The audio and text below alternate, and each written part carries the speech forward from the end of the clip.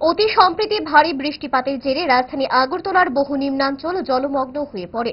তাতে কয়েক হাজার মানুষ আশ্রয় নিয়ন্ত্রণ শিবিরে। বর্তমানে জলস্তর স্বাভাবিক হওয়ায় শিবিরে আশ্রয়কারীরা প্রত্যেকেই ফিরে যান নিজ নিজ বাড়িতে। কিন্তু বন্যা পরিস্থিতিতে বাড়িতে গিয়ে নানা অসুবিধার সম্মুখীন হচ্ছেন তারা। পানীয় জলের অভাব, রাস্তাঘাটের বেহাল দশা এবং অস্বাস্থ্যকর পরিবেশের মধ্য দিয়ে দিন যাপন করছেন বন্যা কবলিত এলাকার লোকজন। তাই বন্যায় ক্ষতিগ্রস্তদের আর্থিক সাহায্য প্রদান করা সহ চলমান এই সমস্যাগুলি দ্রুত সমাধানের জন্য এবং জনগণের এই সময়ের কিছু গুরুত্বপূর্ণ দাবি নিয়ে বুধবার সিপিআইএম পার্টির উদ্যোগে আগরতলা পৌর নিগমের পূর্ব জোনাল অফিসের আধিকারিক প্রণয় দাসের নিকট ডেপুটেশন প্রদান করা হয়।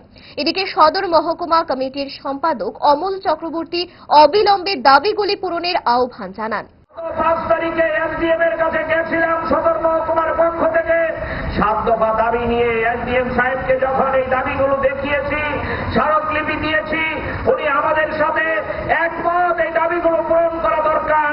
আমরা দাবির মধ্যে বলেছিলাম ওই যারা ক্ষতিগ্রস্ত হয়েছে সরকারি তরফে টিম পাঠিয়ে ক্ষতি নিরূপণ করে তাদেরকে এককালীন সাহায্যের ব্যবস্থা করো।